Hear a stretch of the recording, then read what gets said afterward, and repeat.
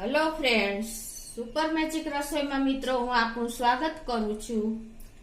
આજે આપણે અત્યારે મરચા પાવડરની સિઝન ચાલી રહી છે, તો આપણે બારે આખું વર્ષ માટે સ્ટોર કરવા માટે કેવું મરચું ચૂઝ કરવું અને કઈ રીતે ભરવું ને એનો વિડીયો લઈને આવી છું મિત્રો।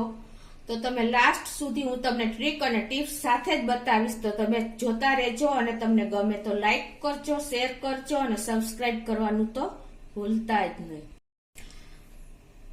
મિત્રો, આપણે મરચું માર્કેટમાં લેવા જઈએ છીએ ત્યારે આપણને ઘણી પ્રકારના મરચા જોવા મળે છે। કાશ્મીરી મરચામાં પણ 2 થી 3 પ્રકાર જોવા મળે છે અને રેશમ પટ્ટો જે આપણે તીખું થોડુંક મરચું આવે છે એમાં પણ 2 વકલ જોવા મળે છે અને દેશી મરચું પણ જોવા મળે છે। તો આપણે અત્યારે ચૂઝ કરીએ છીએ ને એમાં આપણે કાશ્મીરી મરચું ચૂઝ કરીએ છીએ અને રેશમ પટ્ટો ચૂઝ કરીએ છીએ। રેશમ પટ્ટો અને રેશમ પટ્ટી એ 2 વકલ આવે છે ને કાશ્મીરીમાં પણ જો ઓરિજિનલ કાશ્મીરી હશે ને મિત્રો, એ આવું કડતલી વાળું હશે અને એકદમ બ્રાઉન કલર હશે, રેડ।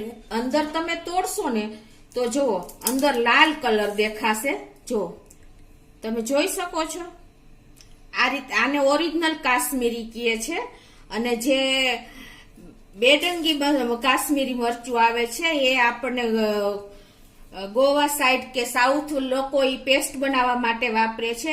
ઈ મરચું એકદમ લીસું હોય છે અને પતલું હોય છે આ રીતનું, એને આપણે બેડંગી મરચું કહે છે। કાશ્મીરીમાં પણ 2 વકલ જોવા મળે છે મિત્રો। જે આ ઓરિજિનલ મરચું હોય છે ને એ તમે જીભને અડાડશો ને તો પણ તમને તીખું જરાય પણ નહીં લાગે અને જો તમે ક્યારે મરચું પાવડર તૈયાર લીધું હોય ને તમે સેજ ટચ કરશો ને તો તમને તીખું લાગે તો તમારે સમજી લેવાનું કે આ ઓરિજિનલ મરચું છે જ નહીં કાશ્મીરી। કાશ્મીરીનો કલર અને એની મીઠાશ હોય છે કાશ્મીરી ઓરિજિનલ મરચામાં, જે આપણને બીજા બેડંગીમાં ને એમાં જોવા નથી હોય છે મીઠાશ, પણ આના જેટલી નથી હોતી મિત્રો। અને રેશમ પટ્ટી અને રેશમ પટ્ટો એ આપણે ગોંડલના પ્રખ્યાત મરચા છે, જે આ રીતના હોય છે, તમે જોઈ શકો છો, લાંબુ અને મોટું આ રીતનું હોય છે। તો આમાં થોડીક તીખાશ હોય છે, બહુ તીખાશ પણ નથી હોતી, મીડિયમ હોય છે, જે આપણા હેલ્થ માટે બહુ સારું હોય છે અને મોસ્ટ ઓફ જેને તીખું જોતું હોય ને એ આ મરચું મિક્સ કરે છે મિત્રો। અને ત્રીજું આપણે જે દેશી મરચા આવે છે એ અત્યારે મારી પાસે નથી, એ વધારે તીખા હોય છે। સૌ પોતાની ચોઈસ પ્રમાણે મરચું સિલેક્ટ કરે છે। તો અત્યારે હું કાશ્મીરી અને રેશમ પટ્ટી એ 2 મરચા મેં સિલેક્ટ કર્યા છે, એનો પાવડર પણ મેં માર્કેટમાં બનાવી લીધો છે। આ મિત્રો કાશ્મીરી છે અને આ રેશમ પટ્ટી છે મિત્રો। મરચામાં પણ કોલર છે, ઘણી જાતના મરચા આવે છે, એટલે ખાસ અત્યારે મેં કાશ્મીરી અને રેશમ પટ્ટી 2 મરચું લીધું છે મિત્રો। મેં તમને એના વિશે માહિતી પણ આપી દીધી। હવે આપણે શું કરવાનું છે અને આખું વર્ષ સ્ટોર કરવા માટેની પણ હું તમને મેથડ બતાવી દઉં છું। આ મરચું આપણા હેલ્થ માટે પણ સારું હોય છે, એમાં વિટામિન એ અને ઈ હોય છે, એટલે આપણને ઇમ્યુનિટી આપણને ઘણી મળે છે। જો તમે ડુપ્લિકેટ મરચું લેશો તો તમને એસિડિટી પ્રોબ્લેમ થઈ જશે અને તીખું મરચું હશે તો પણ તમને એસિડિટી થવાને હિસાબે ઘણા પ્રોબ્લેમ ચાલુ થાય છે। એટલે તમારે આખું વર્ષ મરચું સ્ટોર કરવા માટે આ બધી બાબતો ધ્યાનમાં રાખવા જેવી છે। તો હવે આપણે શું કરવાનું છે કે જે આ મરચું છે હું અત્યારે 1 કિલો મેં લીધું છે, હાફ કરું છું। તમે જો તીખું ખાતા હો તો તમે 40% કાશ્મીરી અને 60% તમે રેશમ પટ્ટો મિક્સ કરી શકો છો। તમે તમારી અનુકૂળતા પ્રમાણે તમે વધઘટ કરી શકો છો મિત્રો। અત્યારે હું બંને હાફ કરું છું, એટલે કે 1 કેજી કાશ્મીરી છે ને 1 કેજી રેશમ પટ્ટો છે। તો હવે એને આપણે આખું વર્ષ સાચવવા માટે મેં જો આ દિવેલ લીધું છે, દિવેલ મીન્સ એરંડિયું, જે આપણે એરંડિયું આવે છે એનું તાસીર એકદમ ઠંડી હોય છે અને મરચું આપણે એકદમ તીખું હોય છે, એટલે એરંડિયું મિક્સ કરવાથી આપણા મરચાનો કલર, સુગંધ એવું ને એવું આખું વર્ષ જળવાઈ રહેશે અને આપણા હેલ્થ માટે પણ સારું રહેશે મિત્રો। તો તમે બને ત્યાં સુધી, આપણે સૌરાષ્ટ્રમાં તો જો કે સિંગ તેલ જ આપીએ છીએ, પણ જો તમે એરંડિયું મિક્સ કરશો ને મોયણ દેવા માટે તો તમારે બહુ સારું પડે છે। અને આ તેલને મેં ગરમ કરીને ઠંડુ કરી લીધું છે, એટલે થોડુંક પતલું થઈ જાય મિત્રો। આપણે મોયણ દેવા માટે તેલને જો મોયણ દેશું ને તો આખું વર્ષ તમે મેં કીધું એમ કલર અને સુગંધ બંને જળવાઈ રહે છે અને મરચું બગડતું નથી. તો એના માટે શું કરવાનું, તમારે હાથેથી આપણે જો મોયણ દેશું ને તો ગ્લોવ્સ પહેરવા પડશે, તો પણ આપણા હાથ બળે છે અને નાના બાળકો ઘરમાં હોય તો બહુ પ્રોબ્લેમ થાય છે. એના માટે તમારે હું તમને ટ્રીક બતાવું છું.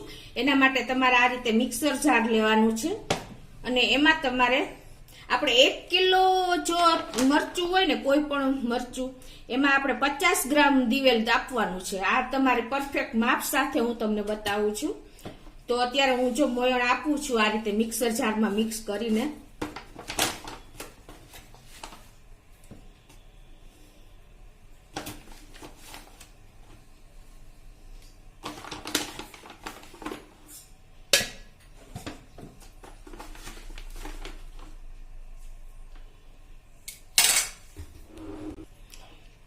એમાં આપણે 1 ચમચી જેવું દિવેલ નાખશું આ રીતે અને એને આપણે સરખું મિક્સ કરી લેશું.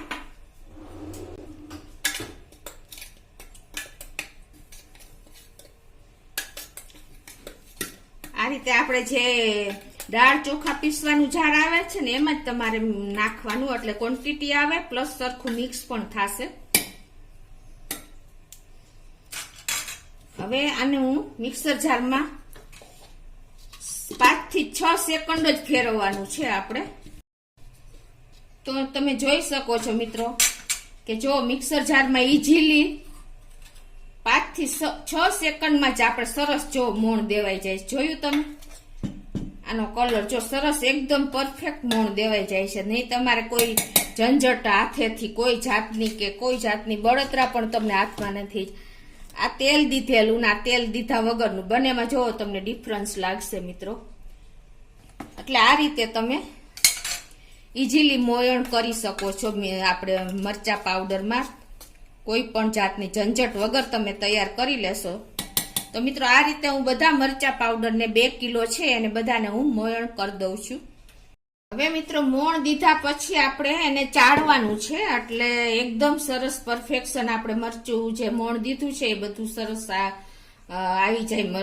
એટલે એના માટે શું કરવાનું છે કે તમારે આવી આપણે જે લોટ ચાળવાની જારી હોય છે ને એ જારી લેવાની છે ચાયણો, અને એમાં આપણે આ રીતે ચાળી લેશું. મિત્રો પેલા આપણે મોણ દઈને પછી જ આપણે મરચું આ રીતે ચાળવાનું છે. એનું કારણ એ છે કે જો ક્યાંય પણ આપણે લમ્સ રહી ગયા હોય ને તો એ ઈઝીલી એકદમ મિક્સ થઈ જાય, તમારે ડબલ વાર ન ચાળવું પડે. એટલે આ રીતે તમારે મરચું મોણ દઈને ચાળી લેવાનું છે અને હાથ તો ક્યારેય અડાડવાનો નથી મિત્રો. આ રીતે તમે સરસ મિક્સ કરી શકો છો. હવે મિત્રો જો તમારે મિક્સર જારમાં તમને એમ થાય કે મારે એમ નથી આપવું, તો તમે આપણે જે સાદી રીતે દઈ છે ને એ રીત પણ તમને બતાવી દઉં. એમાં શું કરવાનું છે, તમારે આ રીતે આપણે જે પ્લાસ્ટિકના ગ્લોવ્સ આવે છે ને હેન્ડ ગ્લોવ્સ એ લેવાના છે અને આ રીતે તમારે એને કવર કરી લેવાના છે હાથમાં. તે ગ્લોવ્સ પહેરીને પછી તમે પણ મોણ દઈ શકો છો. એના માટે જો આ રીતે આપણે મરચું પાવડર બધું ઠલવી લેવાનું છે.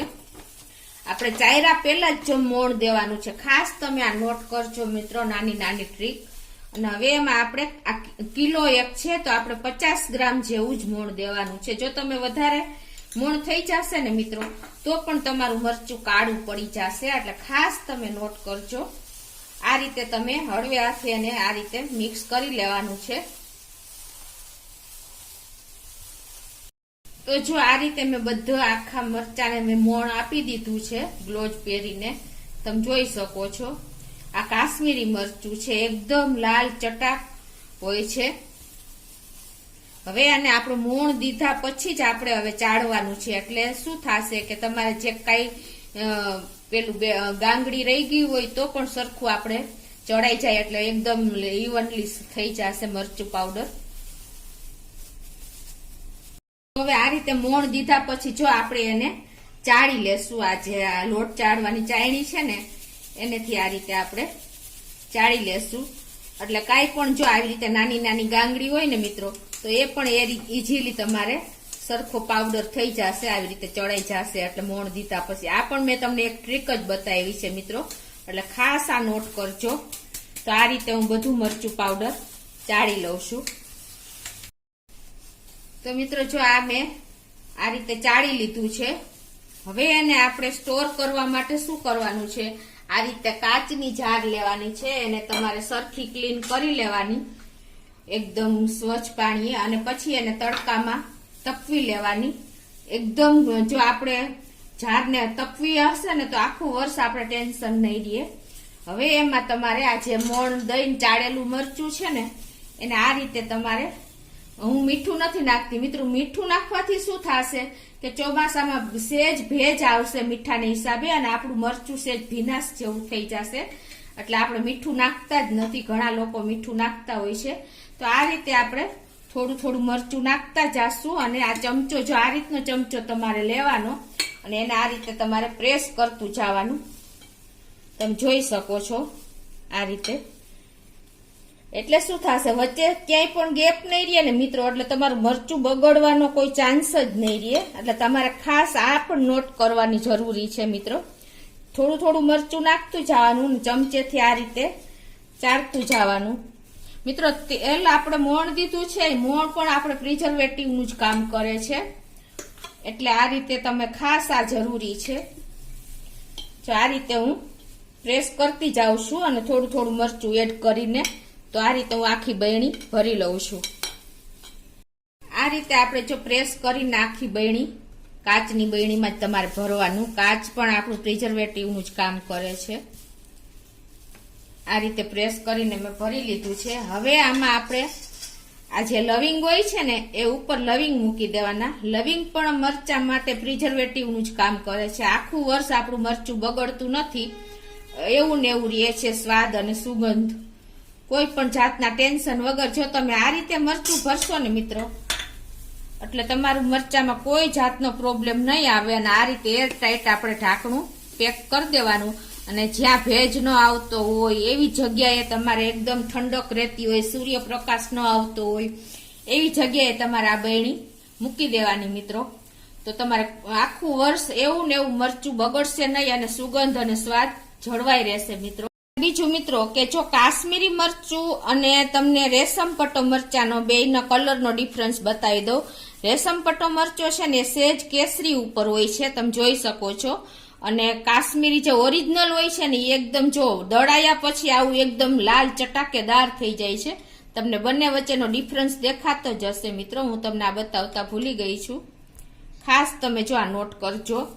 અને બીજું કે હવે જો આપણે ગ્લોવ્સ પહેર્યા હતા ને તો પણ આપણા હાથ જો લાલ તો થઈ જ જાય છે એટલે એના માટે શું કરવાનું, તમારે ગોળ અને ઘી લઈને તમારે હાથ ચોળી નાખવાના અને પછી તમારે ધોઈ નાખવાના. તો તમે ચોક્કસ આ રીતે આ વર્ષે આ રીતે મરચું ભરજો. અને તમને મારો વિડીયો ગમે તો લાઈક કરજો, શેર કરજો અને સબસ્ક્રાઇબ કરવાનું તો ભૂલતા જ નહીં.